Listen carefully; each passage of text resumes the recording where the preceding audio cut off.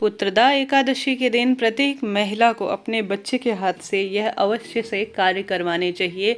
बच्चे बुद्धिमान बनेंगे, उनके रोग दोष संकट सदा सर्वदा के लिए खत्म होंगे, साथ ही उनके हर कार्य में उनको सफलता प्राप्त होगी। वीडियो में ऐसे सरलतम उपाय बताना समझाना चाहूँगी जो अपने आप में अद्भुत हैं, अपने आप में विशेष है। यह गुरुजी की पिछली कथाओं से लिए गए हैं।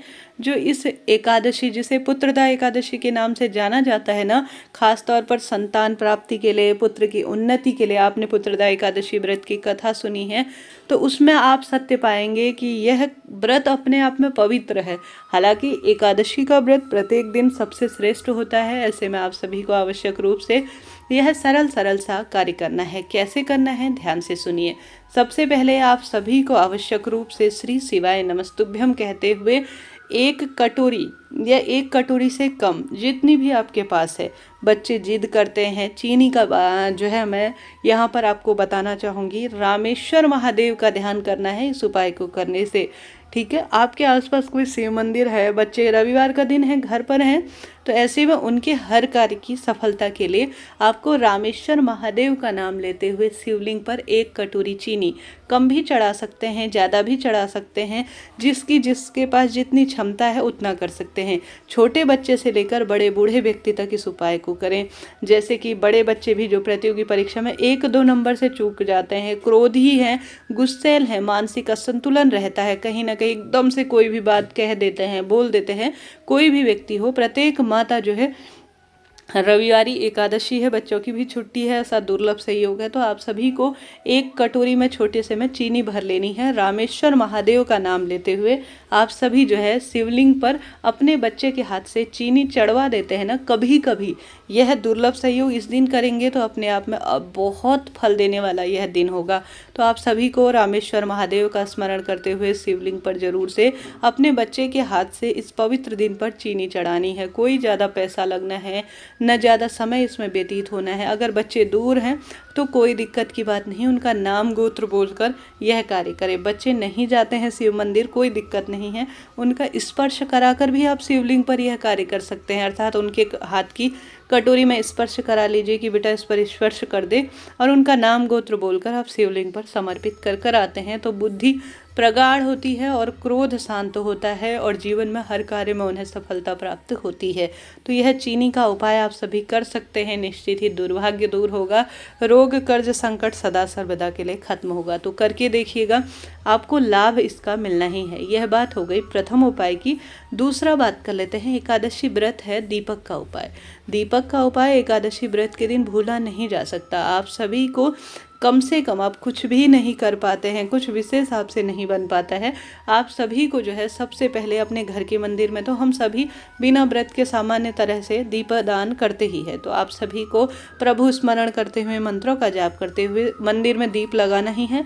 साथ साथ पितरों की तिथि मानी जाती है, कहीं ना कहीं आप एकादशी के निमित्त कोई कार्य करते हैं ना, तो इससे आपके पितर भी सुख पाते हैं। ऐसी स्थिति में आप सभी को आवश्यक रूप से घर की रसोई घर में एक पितरों के नाम का एकादशी व्रत के दिन दक्षिण दिशा की ओर करते हुए मुख दीपक लगाना है। तुलसी माता तीसरा दीपक लगेगा, तुलसी में जल ना चढ़ाएं, तुलसी की पत्ती ना तोड़े, इस बात का ध्यान रखें, और तुलसी में एक जल जो है दीप लगाएं, इस बात का आप सभी को ध्यान रखना है।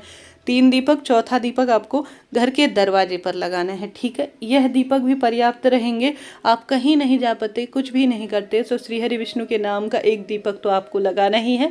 तो उनका स्मरण करते हुए एक दीपक, तो अलग से सभी देवी देवता, कुल देवी, पितृष्ट जो भी हैं, आप जिनका भी स्मरण करते हैं, कहने का इस अर्थ है आप एक दीपक लगाएं। परंतु राम के दिन चल रहे हैं, श्री हरि विष्णु के ही स्वरूप है, उनके दिन चल रहे हैं, तो एक अलग से आप सभी को रामदीप लगाना है।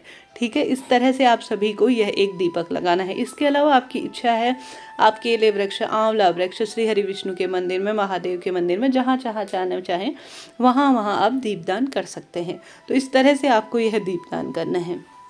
साथ के साथ आप सभी के जीवन में बहुत अधिक किसी न किसी स्वरूप में आप दुख पा रहे हैं, परेशानियां बनी ही रहती हैं, तो आप सभी को आवश्यक रूप से इस दिन सरल सा कार्य करना चाहिए। किसी न किसी स्वरूप में आपको इस दिन अपने जीवन में जो पुत्र प्राप्ति के लिए, संतान प्राप्ति के लिए शिवलिंग पर शहद का लेपन आप कर सकते हैं। बहुत यह शुभ माना जाता है। साथ ही गुरुजी कहते हैं इस दिन अगर संतान उत्पत्ति में दिक्कत है, बच्चे नहीं हैं, तो आपको एक काम करना चाहिए। यह दुर्लभ संयोग 2 बार ही किया जाता है। एक जो यह पौष माह की पुत्रदा एकादशी है, एक सावन माह की पुत्रदा एकादशी। आपको 2 कटोरी में, 1 कटोरी में खीर लेनी है, 1 कटोरी में आपको घी लेना है। कोशिश करें गौ माता का ही ले। बाजार में भी गौ माता का, पतंजलि का मिलता है, गौरस का पतंजलि का मिलता है। कोई सा भी घी आप प्रबंध करें, मिल जाएगा। लंबे समय से पुत्र प्राप्ति नहीं है, संतान सुख नहीं है, तो आप सभी को 2 कटोरी में घी लेकर शिव मंदिर चले जाना है। अब आप सभी बेलपत्र, कई बार प्रश्न आता है दीदी हमारे पास बेलपत्र नहीं है तो हम क्या करें, तो बेलपत्र आप शिव पर चढ़ी हुई भी ले सकते हैं, बस उसे धो लीजिएगा और कटी फटी ना हो, इस बात का भी ध्यान रखिएगा। 2 आपको बेलपत्र लेनी है और 2 कटोरी में डिस्पोजल लीजिएगा, कागज का, ठीक है। अब स्टील की कटोरी शिव मंदिर में ही छोड़नी होगी, क्योंकि ज़मीन पर तो प्रसाद रखेंगे ही नहीं, क्योंकि भगवान जी को आपको भोग लगाना है। प्लास्टिक का चुनाव ना करें, भगवान की पूजा में वर्जित होता है। तो ऐसी कटोरी चुनिएगा जो कि कागज से बनी हो और कोई भी इससे दोष ना लगे। सबसे पहले महादेव का विधि विधान से पूजन करें, संभव हो तो पति पत्नी दोनों करें, बहुत शुभ इसका फल आपको मिलेगा। पति पत्नी दोनों पूजा करें और शिवलिंग पर दूध जरूर से चढ़ाएं। इसके बाद जो है आप सभी 2 बेलपत्र जो आप लेकर गए हैं ना, पूर्ण रूप से वह शिवलिंग पर चढ़ा दें, सरलतम तरीके से चढ़ाएं।